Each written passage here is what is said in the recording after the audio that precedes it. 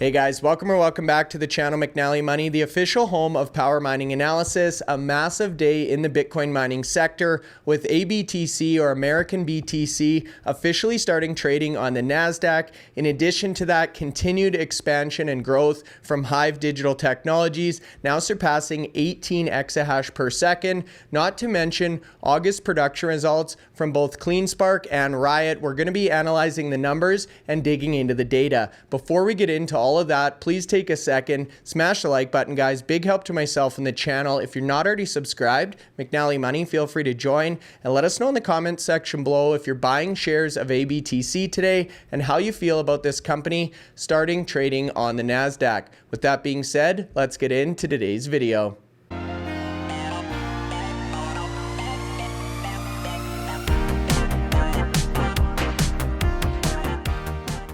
All right, guys, away we go. Wednesday afternoon, midway through the trading week, a big day in the markets. Obviously, ABTC or American Bitcoin officially starting trading on the NASDAQ, hence the hats or headwear. We're going to get into that first up. But before we do, Bitcoin itself actually showing a little bit of strength. If we look at the 5-day here, you can see up about 3.5%, actually broke through the $112,000 milestone. Once again, breathing some life back into the crypto sector. Yeah, it's on a nice move again. We've had those sales have passed now. Some of the big whales have sold a chunk of Bitcoin over the last couple of weekends, and now we're starting to see normal service resumed. And during that period of time, it will be interesting to note that the ETFs was still buying, and buying more than the production of Bitcoin, which is only 450 Bitcoin a day. So even though we've had a couple of whales there decided to cash in a few of their chips, everybody else has been buying Bitcoin. So hence now that's out of the way, we can start seeing the Bitcoin price rise. And there's been a lot of people on social media suggesting we can go higher very quickly from here. Yeah, you're exactly right about that. And our good friend Michael Saylor at Strategy continuing to buy, clipping another 4,048 Bitcoin, cool $449 million worth. So they're now sitting at 636,505 Bitcoin acquired for around $47 billion.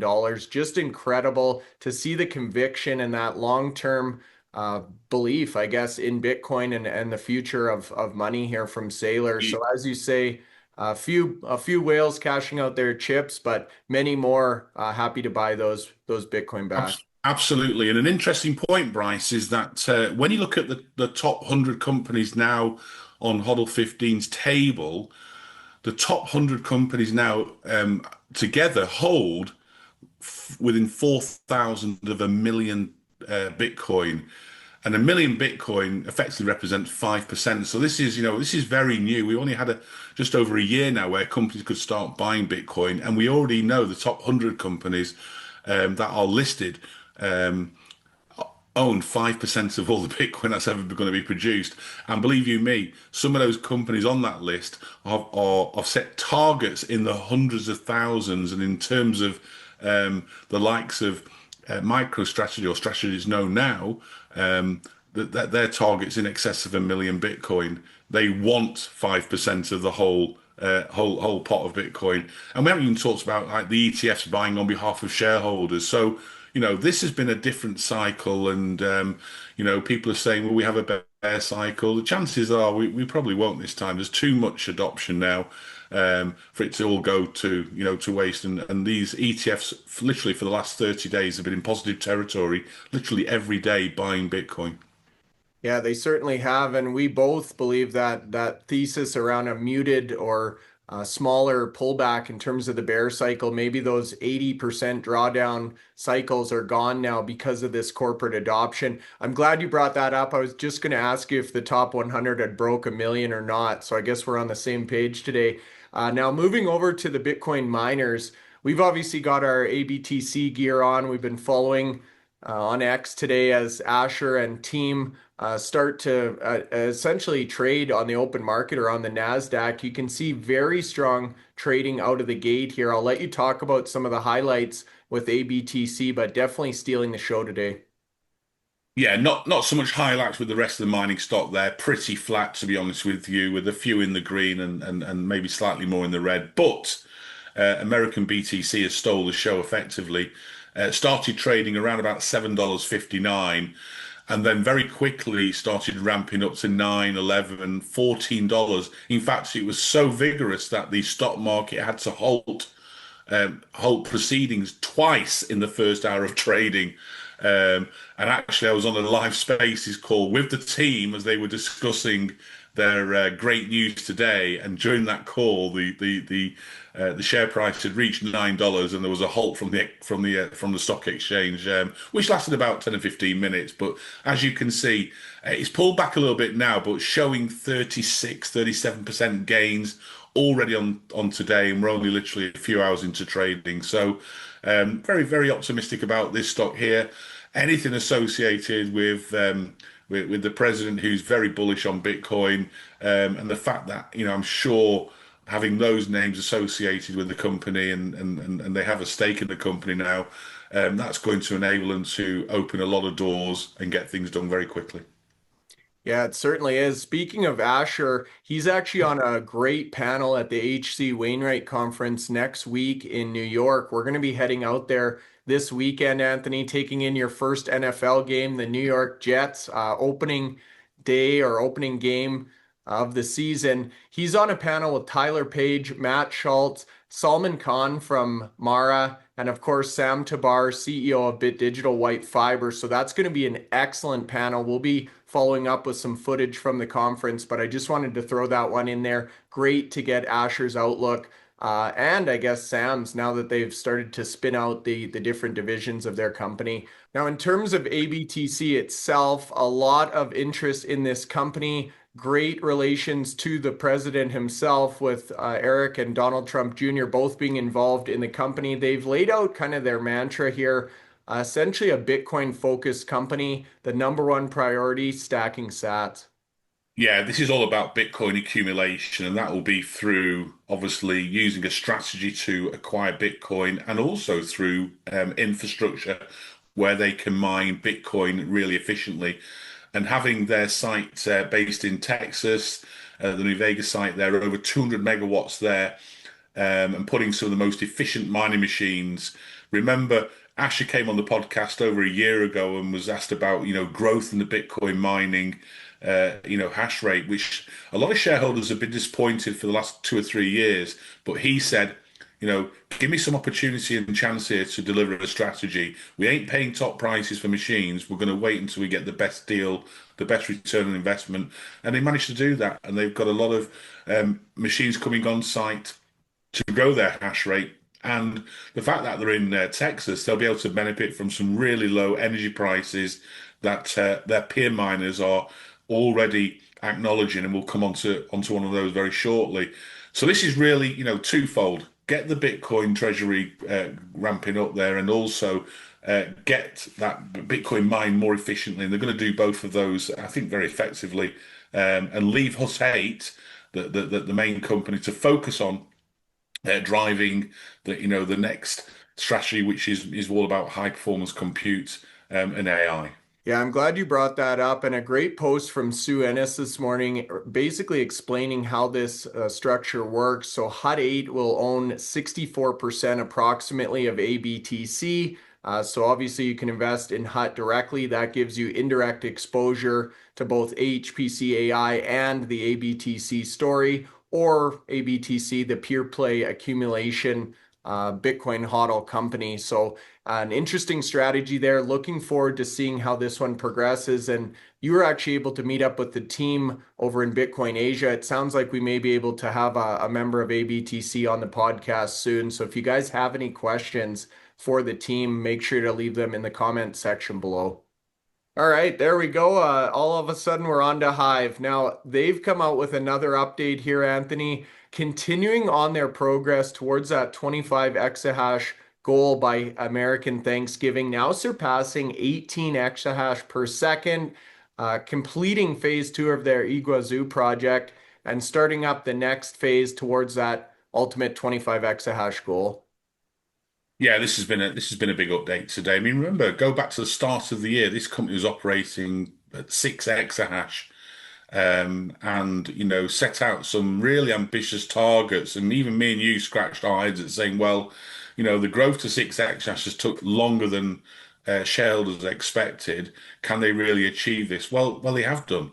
And there's no doubt in the same way that we saw CleanSpark and IREN get to their targets, I think this has even been a bigger target to achieve in the 1 year, going from 6 to potentially 25 by Thanksgiving Day, which is the end of November. But today's announcement is really getting to that first target, closing off phase two, 18 exahash, and that's come a month earlier than expected. So that gives them now, another couple of months now to get everything ready for delivering the remaining 7 exahash. Now, with 18 exahash, they should be able to produce 8.5 Bitcoin, powered by the renewable hydroelectric energy from the Itapu Dam. And this 200 megawatt facility is already operational with a fleet efficiency of 18.5 joules a terahash. So that's come down again. And as we add more machines, or see Hive add more machines to get to that 25, that will come down further, closer to 17. And then you're in the realms of, literally where CleanSpark, IREN are operating at. And if you've got, really good fleet efficiency, and we know they've got better power rates in Paraguay than they've got in other locations, that means they're able to achieve a really low cost of power. On top of that, we do know that Hive have one of the lowest SG&A costs of all the mining companies, and we'll be doing some analysis on that probably next week or the week after, maybe when we get back from New York, just to highlight it's not all about the power cost. These companies then have to then pay themselves, pay other costs associated. And one thing we've known about Hive consistently for the last 4 or 5 years that I've been covering them, they may not always have the cheapest power, but generally they've got some of the more reasonable, controllable costs of all the Bitcoin miners.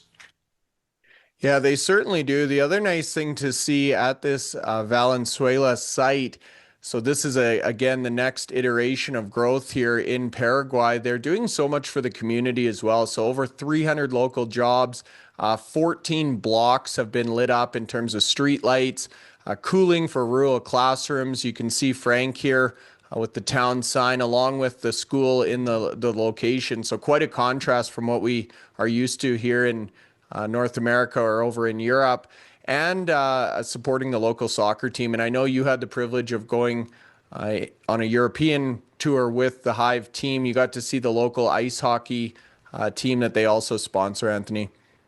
Yes, I did. I was very fortunate to go and see the facilities in northern Sweden, literally just outside the Arctic Circle. Extremely cold in the winter. It wasn't as cold when I got there. It was probably towards the end of summer when I arrived there. But they do so much for the local community, and I'll be honest, a lot of the miners do exactly the same. They go into these more rural areas, and they give jobs, and they give like say power to help businesses. And they do some much more sponsorships, like you say, sponsorship teams. We know that IREN also do a lot in the locations they're at there, and many of the miners do. I don't think it's normally a given. They are that way, and you want to make sure that the local people want to support what you're doing there. Bitcoin mining hasn't always had the greatest platform in terms of unconscious bias towards it, thinking it's just going to be, loud, and it's wasting power, when really it's actually the opposite.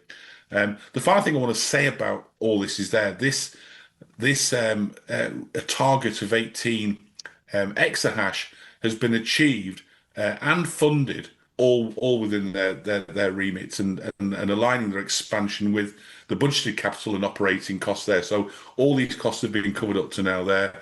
Now we're just going to see the next 7 exahash, that growth to 25. Who's going to bet against them? I'm not at the moment. Yeah, nor am I, and it doesn't look like many of the Wall Street analysts are either. If you look at the consensus price target ranging in the $6 to $8 range, I think you said Kind of the $7 was the main one you had seen, but many of the firms upgrading their price target on Hive alongside that expansion, not to mention the Buzz HPC. No, absolutely. And if you look at the list of analysts covering Hive there's a significant number of the main, analysts on there. And we're going to the HC Wainwright conference next week, so we'll get to meet, Kevin Deedy, one of the senior analysts there, and we'll probably be able to, ask a few more questions and get some, some views on what they're thinking about, not just of Hive, but of the mining space in general, and how this transition of power towards HPC is benefiting the companies from a return on investment and also from a market realization in terms of how the market perceives that business model.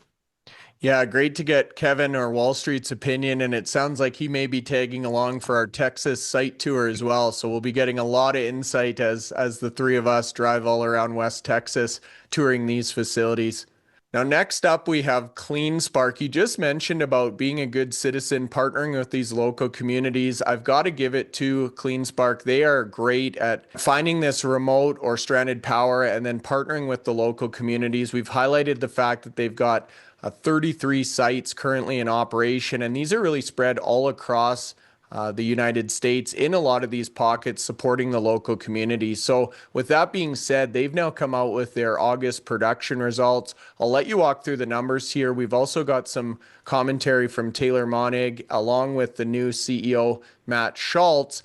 As you said, when Asher came in the Hut 8 segment, he initially came in as the CEO. He came out on the podcast and said, hey, here's the plan. Here's how long it's going to take.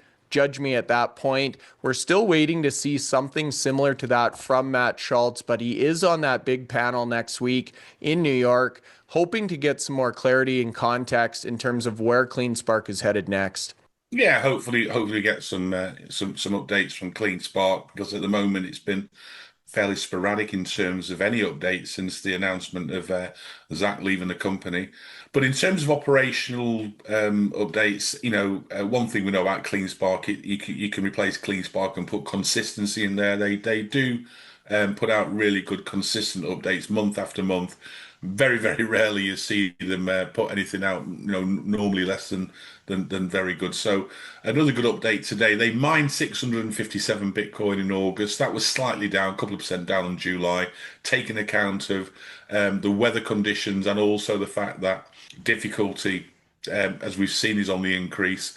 Hash rate, we know they've reached that target of 50, but it was interesting to note the average operational hash rate has increased by 3% now to 43.3 exahash. So that's how much they're able to achieve from their installed hash rate of 50. So that's an improvement there, nice improvement, 3%.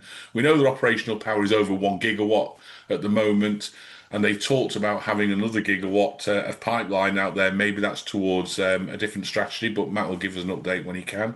Efficiency remains at 16.07. That's second in terms of rankings behind IREN, who are at 15 at the moment. And in terms of Bitcoin sold, CleanSpark for the last few months now have been actually selling part of their production to cover operational capital expenditure. And so they managed to sell 533.5 Bitcoin, adding the remaining amount to their hodl, which has now grown from 12,703 to 12,827. Now, if the sharp-eyed viewer there will know that the hodl value from July 25 was a little under 1.5 billion. It's dropped down to 1.38 billion now, and that's because the Bitcoin price effectively dropped from 115,000 during the month of July to 108,000 in August. So that drop of 7,000 per coin has affected the valuation there. So today's move on the Bitcoin price up into the 112,000 will obviously increase that number, because that's taken as at the end of the month. And then the other metric that we always like to look at is those miners with a hodl value. What does that represent as their market capitalization? So in July, 49%. With a higher Bitcoin hodl, and August 52%. That straight away suggests the share price hasn't had a great period of time since July, and has actually dropped off, because the Bitcoin value, albeit less than the end of July, is making up more of the market capitalization. But overall, operationally, with Taylor leading the operation side there, a good update from them. Certainly is, and he talks in his commentary about optimizing the fleet heading into the cooler months here in the fall. So continued consistency from CleanSpark and another great monthly update. Now, last but not least, Riot Platforms. You and I had the privilege of going down to Corsicana last year to check out the Bitcoin mining operations, some of the new immersion tanks that had gone in. We're going to be back there in November of this year, checking out progress, seeing how this site has really changed or transformed over the past year. They just put out their August production results as well. And I got to say, two of the numbers that caught my attention here, the power credits, just phenomenal, and the overall cost of power, industry leading. Yeah, this was a really good update again, and actually this year Riot have excelled themselves in terms of operational updates compared to what they were producing in 2023 and the majority of 2024. So ever since that Corsicana site energized, and as you say, we were down there in June last year to have a walk through some of those buildings and see the progress. We were impressed there. Now they've got three sites at the moment delivering Bitcoin mining. They've got the Corsicana site. They've also got the Rockdale facility, which they purchased, 5 years ago, and they've also got the Kentucky sites there, which they purchased when they bought Block Mining there. So total power at all those sites there, just over 1.2 gigawatts of power. In terms of monthly production, 477 Bitcoin, just 1% down on what it was in July, and July was a very good month for them. But as you say, when we talk about power credits, Riot have the ability to get paid when they switch off and the power price starts to rise, and they get rewarded for actually turning off and enabling the demand to be accessed by domestic requirements. And so that was over $16 million in the month of August. And that was an increase of about 3 million on the month of July. Now, what I do here is I've converted that into Bitcoin just to show you what that was equivalent. So 149 Bitcoin in August, 120 Bitcoin in July. That's a nice 24% increase. Now, we will see that number start to drop off now, because really, it's the 4 months, the four peak months of the year, which is June, July, August, September. So there's only one more month of doing this now, and then it will really drop down from October onwards. In terms of hash rate, they increased their installed hash rate, so that went up from 35.5 to 36.4, nice 3% increase. And their operational hash rate, which we always take a close look at, we noticed Riot last year. The gap between operational and installed hash rate was significant. That's closing now. That increased by 4% from 30.2 to 31.4.